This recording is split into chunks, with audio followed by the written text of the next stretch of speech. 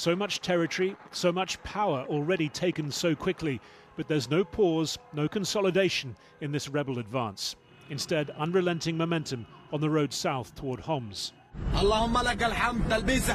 You sent us away in buses, says one fighter. Now we're coming back in tanks. Now we're coming back with heavy weapons. The advance hasn't been entirely unopposed. Russian airstrikes north of Homs and on its northern outskirts. But for now, this seems less like defense, more like cover for another retreat. Syrian tanks filmed reportedly being withdrawn south towards Damascus as the rebels bear down on Syria's third city.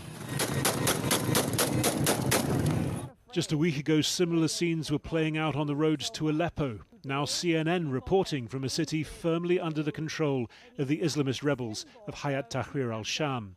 Their leader talking about his own journey away from the global jihadism of his youth, about the need for institutional governance once the Assad regime is gone. The seeds of the regime's defeat have always been within it. However, the Iranians attempted to revive the regime, buying it time, and later the Russians also tried to prop it up. But the truth remains, this regime is dead. Increasingly, though, this is about more than Jilani's HTS-led assault from the north.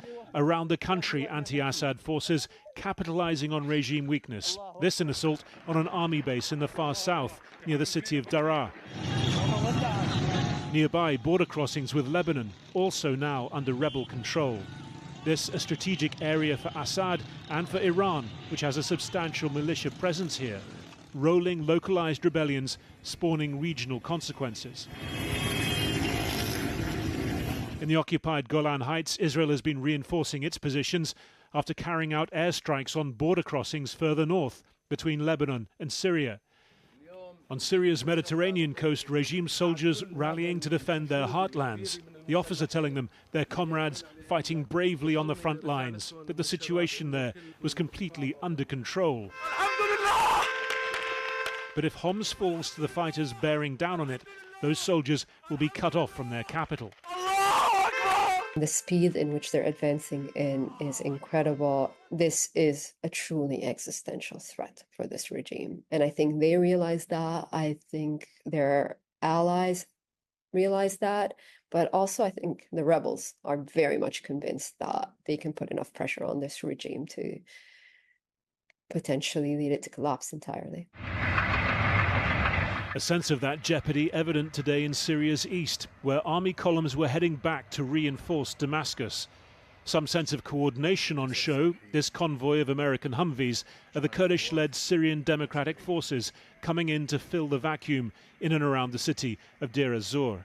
All sides worried about the potential for a resurgent ISIS to make more gains here. But all this also undermines Iran's position, choking off access to Syria for it and its Iraqi-based militia groups to reinforce Assad's army. Meeting his Iraqi and Syrian counterparts in Baghdad, Iran's foreign minister promising to do whatever necessary to support Syria. If Syria turns into a safe haven for terrorists, the return of ISIS and other terrorist groups will create a huge threat against the region. And that threat will definitely not remain limited to Syria. For now, it's the threat level on Damascus that's rising, along with the smoke over the city centre, after drones had been reported overhead.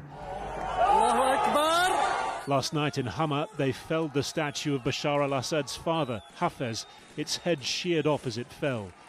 His son left to choose between flight and a shrinking bubble of defensible territory, the revolutionaries getting closer to the gates.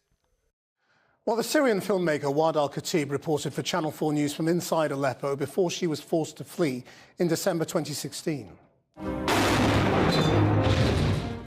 Her Oscar-nominated film, For Summer, told the story of how she kept her family alive during 5 years of uprising and their life under siege. And Wad joins me now, live. How have you been feeling watching this unfold? To be honest, it's been really very tough week, as much as we can't believe that this is true, that this is really happening. Our own city, Aleppo, which we said goodbye to 8 years ago, is back now. It's people like me can go now there and they can see their families, they can see their houses.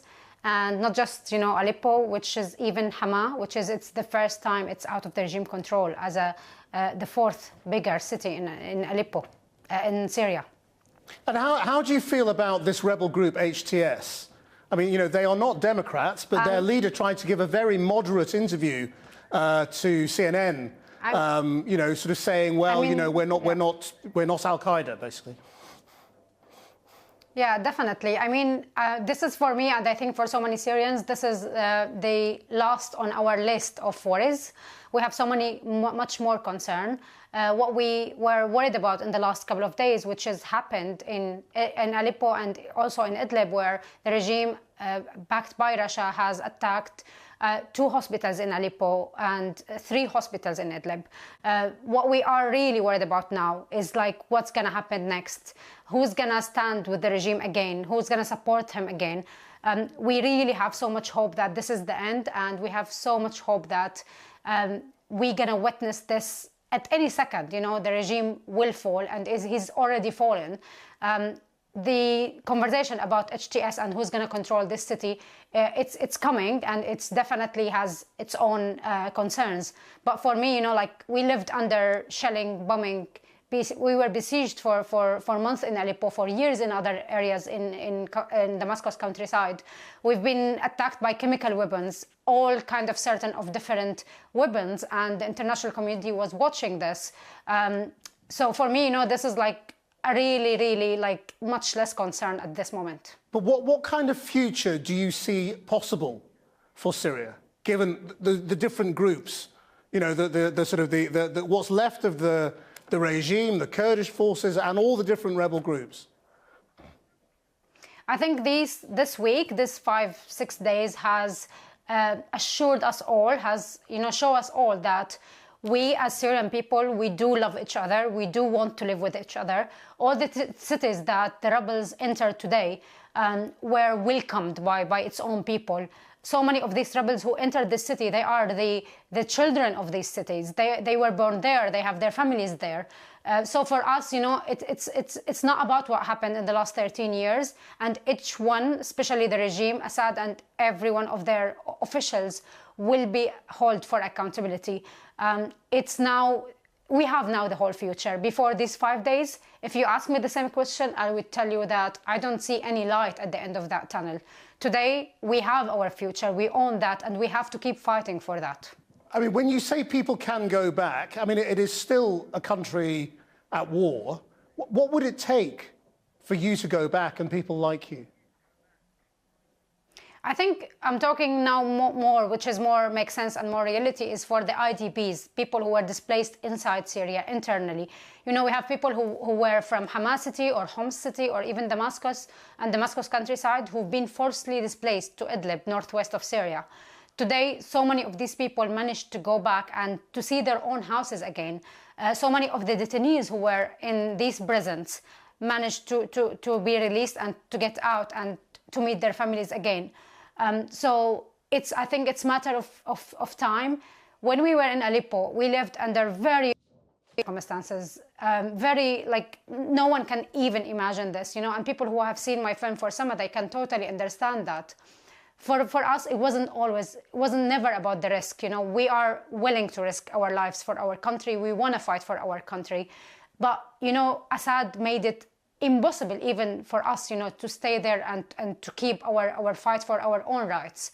Today, we have this space, to lead our country, to fight for our country, whether, the new government who's going to control this, whether it's the appropriate one, whether it's the right one or not. This is another discussion which is coming. And again, it's very legitimate, for people to think about.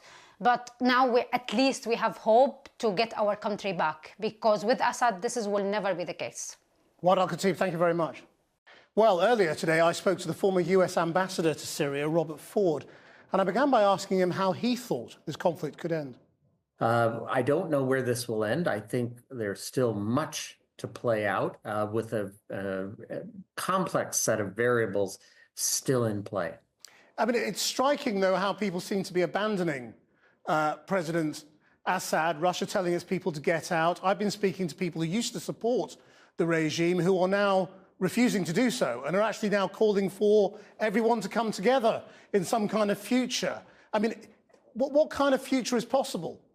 I can see a positive outcome in terms of the armed opposition elements driving on Damascus, agreeing to some kind of a coalition transition government with the remains of the Assad government, probably without Assad himself. That would be an optimistic scenario. But I could also see a very bad outcome where armed opposition elements themselves, divided as they are, start fighting each other over spoils.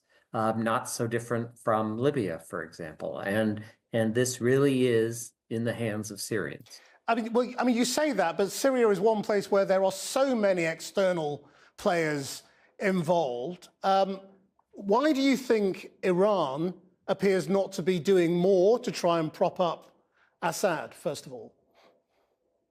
Well, in the past, starting in 2013, when the Assad government was teetering, during the first part of the Syrian civil war, Iran sent in Lebanese Hezbollah to steady Assad. But Lebanese Hezbollah in 2024 is unable to repeat that 2013 exercise. In 2015, when the Assad government again was teetering, and even Iranian militias fighting with Assad were teetering, Russia sent in its air force and engaged in an intensive campaign of bombing over months and months. And that again steadied the Assad government, but that was in 2015. In 2024, the Russians are distracted. So those two key external supports for the Assad government are simply missing in action. They're simply not there. Right, and what about the role of Turkey here? Because it supports its own rebel group in the north. Surely it must have known this was coming.